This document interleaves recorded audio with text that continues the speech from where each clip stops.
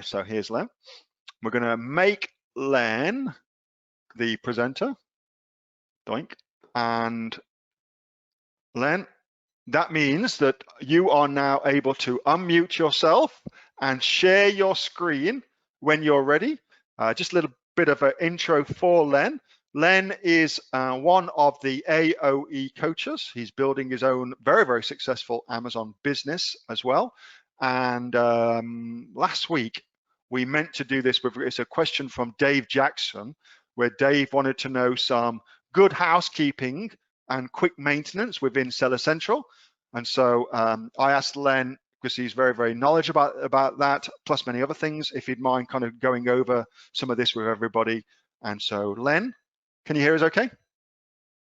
Yep, can you hear me? We can hear you, mate. How are you? Oh, I'm pretty good.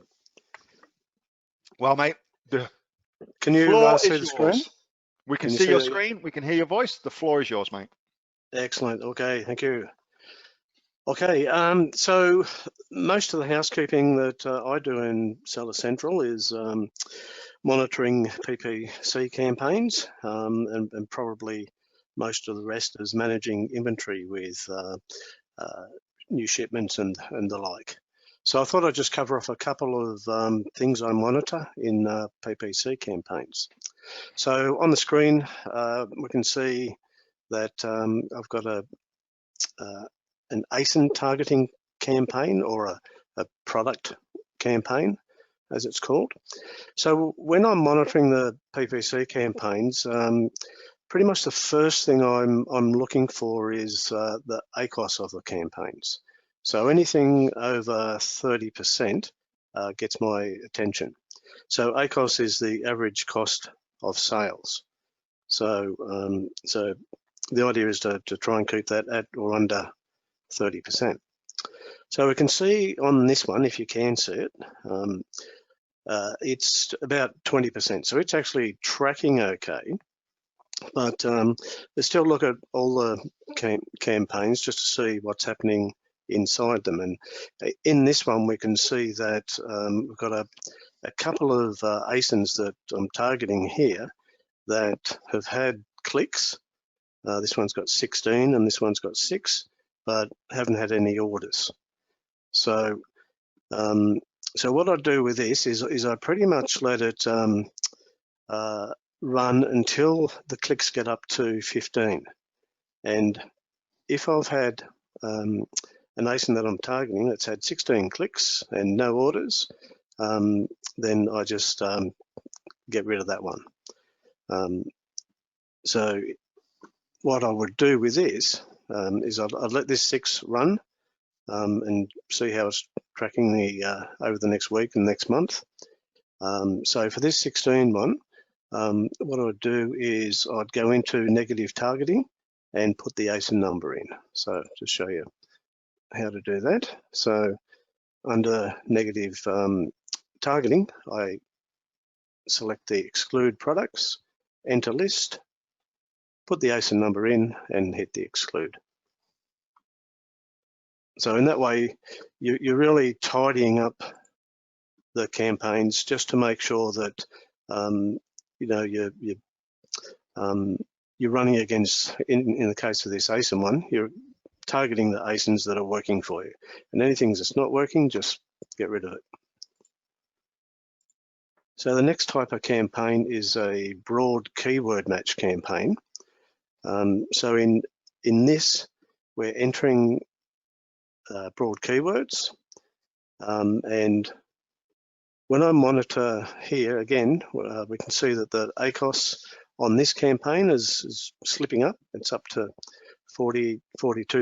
So need to do something about this one. So here we can see that I'm targeting specific keywords, and there's a couple of things we could do with keywords at this stage. The toggles we've really got is adjusting the bid, or I could just pause the keywords. But before I do anything with the actual keyword, what I need to look at is the search terms, because what's happening here is that I've put in keywords into the campaign and I've put a bid, but behind the keywords, Amazon are matching the customer search terms and then matching that up with the keyword. So what I need to do is drop down to the next level and go check out the search terms and see what's happening there. So when we look at all the search terms, so you can see here that you can see the search term and you can see the keyword that it's matching with. So the idea here is to look at the search terms and just see if there's search terms in there that aren't actually relevant to your campaign. So an example might be that, you know, if you've got a product that's targeting adults and the customers put in your search term but followed that with, say, for teenagers, then that actual search term is not relevant. So again, what we want to do with that is go into the negative targeting and match that up with that search term so that Amazon is not matching that particular search term with our keyword. Another thing I might do is look at the click-through rate. So I also use the 15 clicks logic. If we've had 15 clicks and it hasn't produced an order, then I'll negative target that as well. But sometimes, even if, like this one, it's on 5, if it's got a really low click-through rate, like 0.2 or 0.3 or something like that, I'll just figure that that's not really working and I'll negative target that as well. So in the case of a broad campaign, what I do when I set up the negative keywords, I actually use rather than the whole search term, because that could be a fairly long, 4, 5, 6 or 7 long-tailed keyword. I use a negative phrase, and in the example of the adults and teenagers, I'd just put in here to target teenager. So any customer searches that had the word teenager in it wouldn't be matched up with my keyword. So they're just a couple of things that I do in monitoring and making some changes to the campaigns. And I do that weekly and monthly. Is that, Len, is that dictated by your ad spend, or is that just like, I'm going to do this every week and I'm going to do it every month regardless of my ad spend? Yep, pretty much regardless, although daily I'm keeping an eye on the ACOS as well. And, if anything's happening there, I'll sort of jump in if needed. And again, I know how much that pretty much I'm spending each day. It stays fairly regular. So yeah, if something unusual happened, I'd be in and having a look as well. And a couple of questions for you. Pretty much every day, I'm looking at the results anyway. So yeah, I can imagine, mate. But this type of monitoring, it's fairly detailed and it takes a little bit of time, so it's not something you can actually do every day. No, fair call. Question for you from Maria. What's the significance of 16 clicks to remove an ASIN? It's just a line in the sand that says if you haven't got an order after 15 clicks, then give up on it, because you don't have to stick with them, because you've got other ASINs you can go and look for and put up and test that out and see how that's going. So don't let them run for too long, otherwise you end up with 5, 10, then 20 that you're hanging on to, hoping that they'll come good, and that starts to cost you money. And just to add to that as well, if you think about 16 clicks, what that actually represents is a conversion rate of 4%.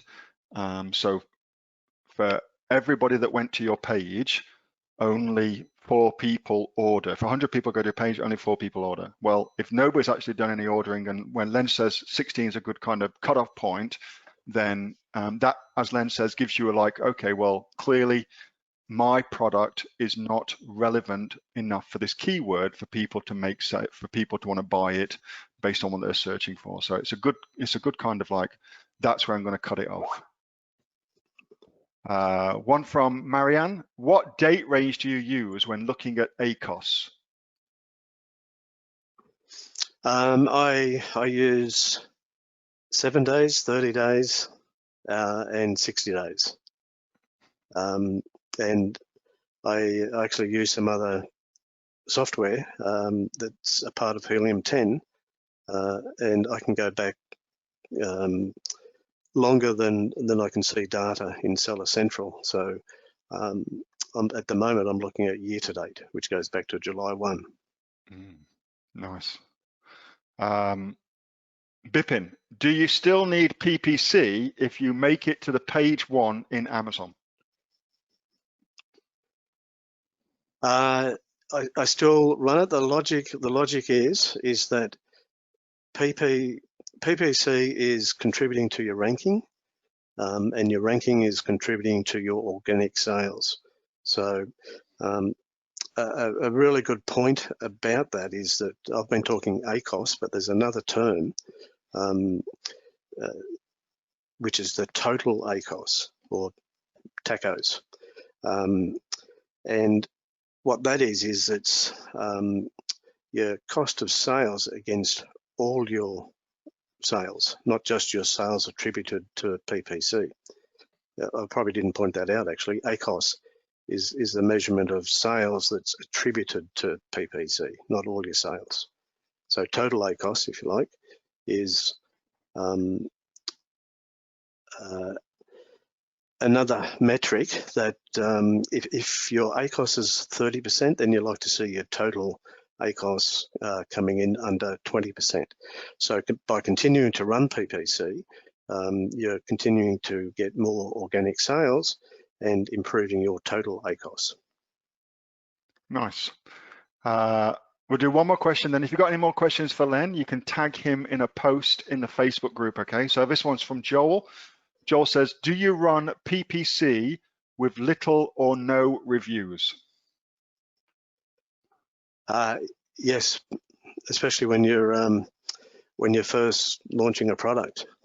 So it's a good way to get sales because it puts your listing on page 1 to start with, and that means your listing's competing there with the other products, and it becomes a numbers game because what you're doing then is relying on somebody to see your product, click on it, and hopefully buy it.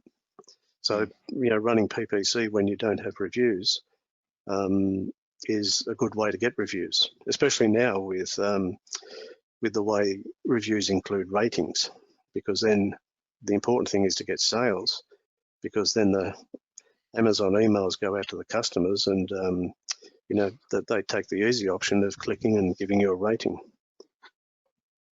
That's fantastic. Len, thank you so much. Okay, thanks, Neil.